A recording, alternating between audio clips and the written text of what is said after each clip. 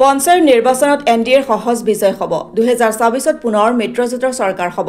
খোৱাং সমষ্টিত নিৰ্বাচনী প্ৰচাৰ সভাত এই মন্তব্য ৰাজ্যসভাৰ সাংসদ তথা অগপ কেন্দ্ৰীয় সমিতিৰ সম্পাদক বীৰেন্দ্ৰ প্ৰসাদ বৈশ্যৰ পঞ্চায়ত নিৰ্বাচনৰ দিন চমু চাপি অহাৰ লগে লগে খোৱাং সমষ্টিত তৎপৰতা বৃদ্ধি পাইছে ৰাজনৈতিক দলসমূহৰ আজি সমষ্টিটোৰ অন্তৰ্গত বাহনী পথাৰত অসম গণ পৰিষদ আৰু ভাৰতীয় জনতা পাৰ্টিৰ মিত্ৰজোঁটৰ প্ৰাৰ্থীৰ হৈ বিশেষ নিৰ্বাচনী প্ৰচাৰ সভাত অংশগ্ৰহণ কৰে ৰাজ্যসভাৰ সাংসদ তথা অগপ কেন্দ্ৰীয় সমিতিৰ সম্পাদক বীৰেন্দ্ৰ প্ৰসাদ বৈশ্যই মুখ্যমন্ত্ৰী ডক্টৰ হিমন্ত বিশ্ব শৰ্মাৰ নেতৃত্বত অসমীয়া ভাষাই ধ্ৰুপদী ভাষাৰ স্বীকৃতি পালে জাগি ৰোডত ছেমি কণ্ডাক্টৰ প্ৰকল্প হ'ল নামৰূপ সাৰ কাৰখানা পুনৰ উজ্জীৱিত হ'ল চৰাইদেউ মৈদামে বিশ্ব ঐতিহ্য ক্ষেত্ৰৰ স্বীকৃতি লাভ কৰিলে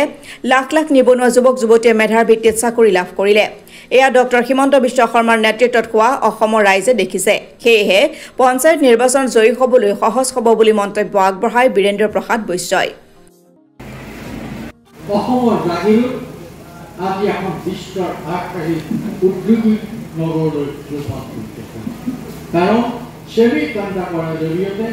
জাগিৰোডত যিটো উদ্যোগ স্থাপন কৰা হ'ল এই উদ্যোগবিলাকে কেৱল এটা উদ্যোগে নহয় এই উদ্যোগবিলাকে লক্ষ লক্ষ নিবনুৱা অসমীয়া যুৱকৰ মনলৈ আহিৰ ফুৰা আনিছে কাৰণ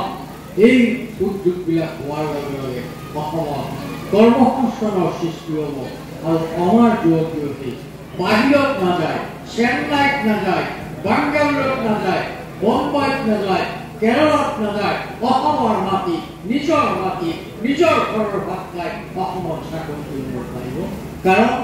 অসমত চাকৰিৰ অভাৱ নহ'ব এটা নতুন বাতাবৰণ সৃষ্টি কৰিবৰ কাৰণে মাননীয় মুখ্যমন্ত্ৰী ডাঙৰীয়া সফল হৈছে আমি গৌৰৱ কৰোঁ আমি অসমীয়া হিচাপে গৌৰৱ কৰোঁ সেই বীৰ লাচিতক বিশ্ব দৰবাৰত প্ৰতিষ্ঠা কৰিবৰ কাৰণে ডক্টৰ হিমন্ত বিশ্ব শৰ্মাই লোৱা পদক্ষেপ আমি সকলোৱে জানো চৰাইদেউ মৈদামক বিশ্ব স্বীকৃতি আনিবৰ কাৰণে সক্ষম আৰু তাতোকৈ ভাল কথা আনন্দৰ কথা অসমীয়া ভাষা ডক্টৰ হিমন্ত বিশ্ব শৰ্মাৰ প্ৰচেষ্টাত অসমীয়া ভাষা আজি ধ্ৰুপদী ভাষালৈ পৰিৱৰ্তিত হ'ল এটা সময়ত বিভিন্নজনে বিভিন্ন বক্তব্যৰে অসমীয়া ভাষা নহয় বঙালী ভাষাই পুৰণি কিন্তু ভাৰত চৰকাৰে আজি কিছুদিন আগতে অসমীয়া ভাষাক ধ্ৰুপদী ভাষা হিচাপে ঘোষণা কৰি ক্লাছিকেল লেংগুৱেজ হিচাপে কৰি অসমীয়া ভাষাক যিটো মৰ্যাদা দিলে তাৰ কাৰণে প্ৰধানমন্ত্ৰী নৰেন্দ্ৰ মোদী ডাঙৰীয়াকো মই আন্তৰিক কৃতজ্ঞতা কৈছোঁ শ্ৰদ্ধেয় ৰাইজ পঞ্চায়ত নিৰ্বাচন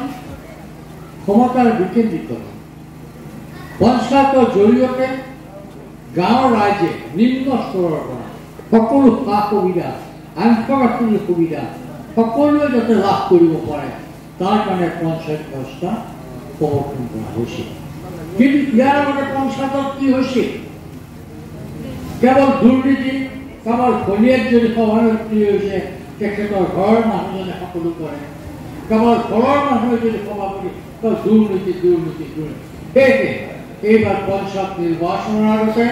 মাননীয় মুখ্যমন্ত্ৰী ডক্টৰ হিমন্ত বিশ্ব শৰ্মা ডাঙৰীয়াই আৰু অসম গণ পৰিষদৰ সভাপতি মাননীয় অতুল বৰা ডাঙৰীয়াই কৈছে আমাক নিকা পঞ্চায়ত লাগে আমাক গাঁৱত থকা পঞ্চায়ত নালাগে আমাক ৰাইজৰ কাম কৰা পঞ্চায়ত লাগে পঞ্চায়তৰ টকা লুণ্ঠন কৰা মানুহ আমাক নালাগে কিন্তু অতি দুখেৰে কওঁ কংগ্ৰেছৰ প্ৰাৰ্থী বিক্ৰী হৈছে অৰ্থাৎ কংগ্ৰেছৰ মানুহে কোৱাকৈ আৰম্ভ কৰিছে তেওঁলোকে ৰাজহুৱা বাতৰি কাকতত কৈছে যে আমাক প্ৰাৰ্থিত্ব দিবৰ কাৰণে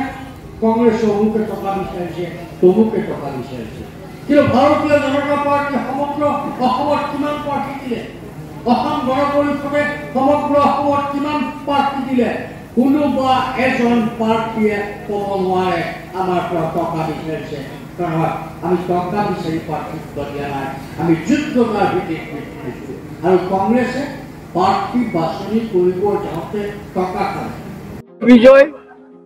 সহজ বিজয় আমি পঞ্চায়ত নিৰ্বাচন অহা 2 আৰু 5 মে তাৰিখে হ'ব আপোনালোকৰ অঞ্চলত 2 মে হ'ব ডক্টৰ হিমন্ত বিশ্ব শৰ্মাৰ নেতৃত্বত ভাৰতীয় জনতা পাৰ্টি, অসম গণ পৰিষদ, গণশক্তি, UPPL, ৰাভা হাছং আমি মিলি নিৰ্বাচন খেলিছোঁ।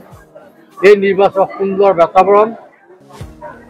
মাননীয় মুখ্যমন্ত্ৰী ডাঙৰীয়াই অসমৰ ব্যাপক উন্নতিৰ কাৰণে লোৱা যি প্ৰচেষ্টা, আজি অসমৰ নিচিনা এখন ৰাজ্যত 5 লক্ষ কোটি টকাতকৈও অধিক টকাৰ বিনিয়োগ আহিছে, নতুন উদ্যোগ অসমলৈ হ'ব। আজি নামৰূপ সাৰ কাৰখানা পুনৰ্জীৱিত হৈছে। আজি মহাবীৰ লাচিত বৰফুকন বিশ্বৰ দৰবাৰত উজ্জ্বলতাৰে জিলিকি উঠিছে। আজি চৰাইদেউ মহোৎসৱ বিশ্বৰ স্বীকৃতি লাভ কৰিবলৈ সক্ষম হৈছে আৰু অসমীয়া ভাষা, আমাৰ ভাষা আজি ধ্ৰুপদী ভাষালৈ ৰূপান্তৰিত হৈছে।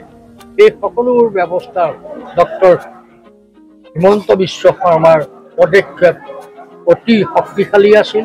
তেখেতৰ অপ্ৰাণ চেষ্টাত এই সমস্তখিনি যোৱা 24 বছৰত 2024 চনত অসমৰ ৰাইজে পাবলৈ সম্ভৱ হ'ল। সেই ৰাইজে হিলদল ভাঙি সকলো অসমক শদিয়াৰ পৰা ধুবুৰীলৈকে একমুখে স্বীকাৰ কৰিছে, একমুখে কৈছে মিত্ৰজোঁটৰ জয়গান। ডক্টৰ হিমন্ত বিশ্ব শৰ্মাৰ নেতৃত্বে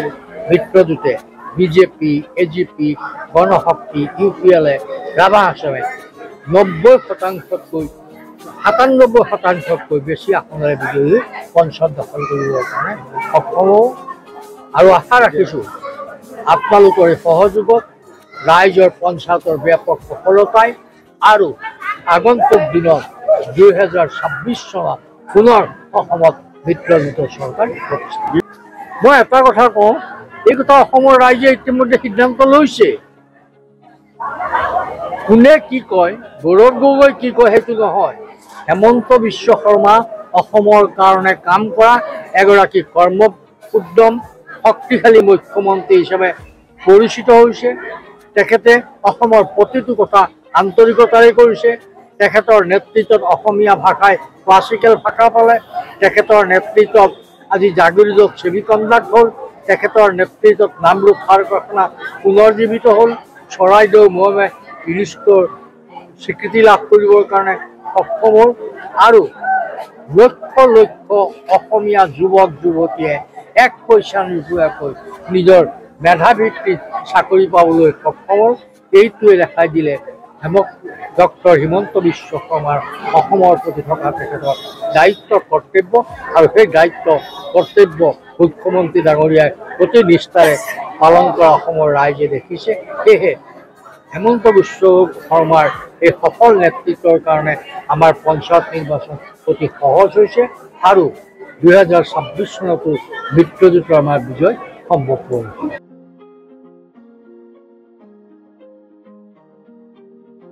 মৰাণৰ পৰা দীপু সোণোৱালৰ ৰিপৰ্ট, অসম টুডে।